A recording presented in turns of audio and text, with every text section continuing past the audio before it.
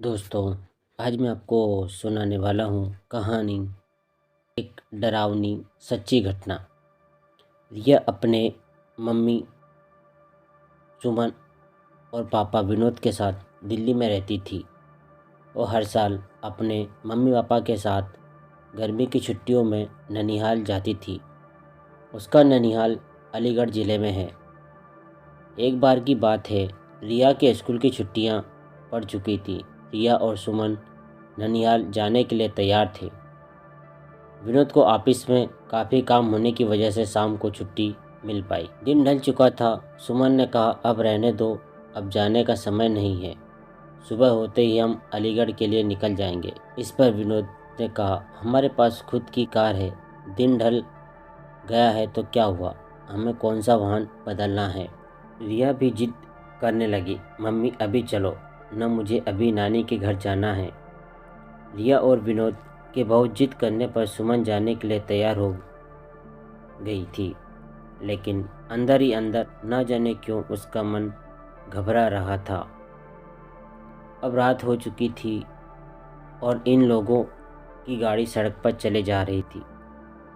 रात की वजह से सड़क पर वाहनों का आना जाना कम हो गया था। विनोद कार चला रहा था। सुमन और रिया पीछे की सीट पर बैठे थे। जिस गांव में उन्हें जाना था वह गांव अलीगढ़ से करीब 20 किलोमीटर आगे था। अब अलीगढ़ पहुंच चुके थे। आगे का रास्ता कच्चा और सुनसान था। वहां कोई आता जाता भी नहीं दिख रहा था। गाड़ी अब कच्चे रास्ते पर चल रही थी। थोड़ी ही दूर चलने पर गाड़ी अचानक रुक गई। रिया ने पापा से कहा, पापा क्या हुआ, गाड़ी बंद कैसे हो गई। विनोद ने कहा, पता नहीं बेटा, उतर कर देखता हूँ। सुमन ने कहा, जल्दी देखिए और यहाँ से चलिए, कितना सुनसान रास्ता है, मुझे कुछ ठीक नहीं लग रहा है। कार से उतरकर विनोद ने गाड़ी के बोनट को खोलकर देखा, लेकिन गाड़ी में कहीं कोई कमी नहीं दिखी। वह कार के अंदर आकर बैठ गया और कुछ सोचने लगा। तभी सुमन ने कहा, क्या हुआ, चलिए ना। विनोद अभी भी कुछ सोच रहा था। फिर सुमन ने रिया के पापा के कंधे को पकड़कर जोर से हिलाया और कहा, क्या हुआ, क्या सोचने लगे। मैं कह रही हूँ चलिए यहाँ से, मुझे बहुत अजीब सा महसूस हो रहा है। एक तो सुनसान रास्ता, ऊपर से रात, जल्दी चलिए। तब विनोद ने कहा, मैं ये सोच रहा हूँ कि गाड़ी में कोई खराबी नहीं है, फिर गाड़ी रुक क्यों गई। देखिए, क्या पता गाड़ी स्टार्ट हो जाए। तब विनोद ने गाड़ी स्टार्ट करने के लिए चाबी घुमाई और गाड़ी स्टार्ट हो गई। अब कार दोबारा उस रात के अंधेरे को चीरते हुए फिर आगे बढ़ने लगी। अभी थोड़ी दूर कार चली थी कि रिया चिल्लाई, मम्मी। एकदम से विनोद ने कार को रोका।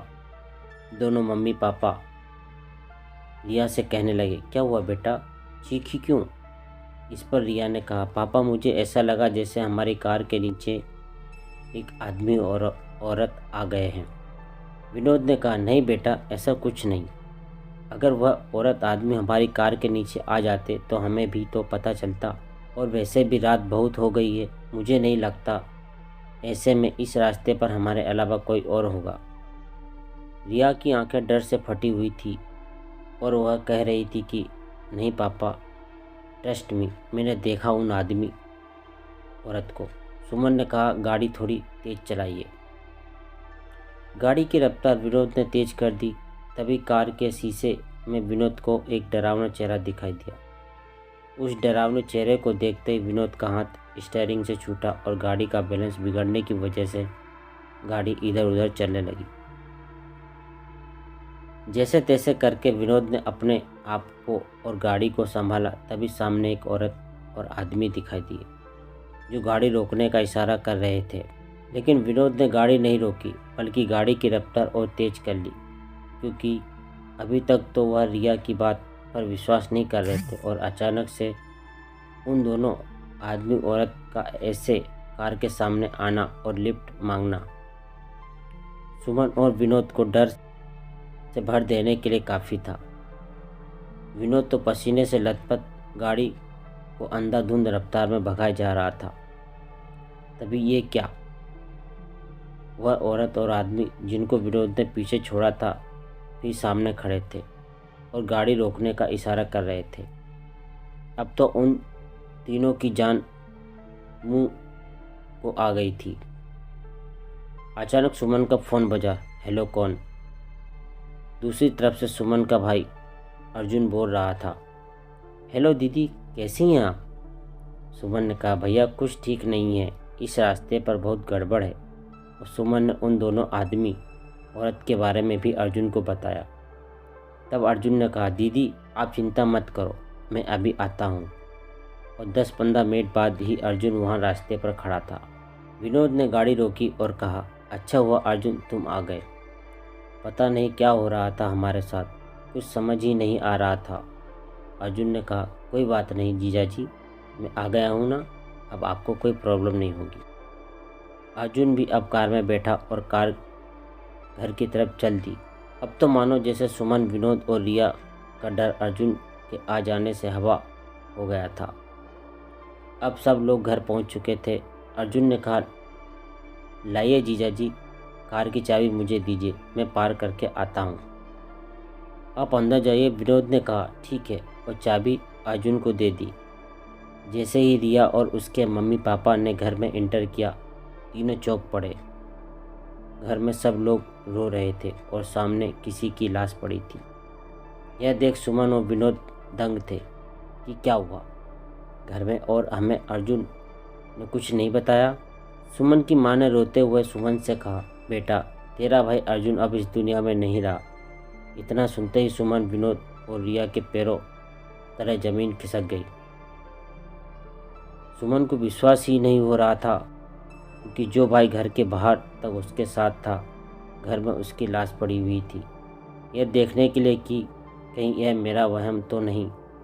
सुमन ने अर्जुन के चेहरे से कफन हटाया। हाँ, यह सच था, सामने जो लाश पड़ी थी वह अर्जुन की ही थी। सुमन के पिता ने बताया कि रात 9 बजे अर्जुन अपनी बाइक से घर आ रहा था, तभी उसकी बाइक को एक ट्रक ने जोरदार टक्कर मारी, जिससे उसके सर में चोट आई और मौके पर ही उसकी मौत हो गई। मगर अर्जुन मर चुका था, तो जो बाहर था वह कौन था? दोस्तों, कभी कभी ऐसा होता है कि हमारे अपने हमसे दूर जाने के बाद भी किसी न किसी वजह से जुड़े रह जाते हैं। जैसे घर के किसी सदस्य में मरने वाले का हद से ज़्यादा प्रेम, या और भी बहुत सारी वजह हो सकती है। इस कहानी के बारे में अपनी राय देना न भूलें। फिर लौटूंगा ऐसी कहानी के साथ, तब तक अपना ख्याल रखें। धन्यवाद। कहानी अच्छी लगी हो तो वीडियो को लाइक कर दें, चैनल को सब्सक्राइब कर दें और साथ में बेल आइकन को भी दबा दें ताकि ऐसी इंटरेस्टिंग कहानियाँ आपको आगे भी मिलती रहें।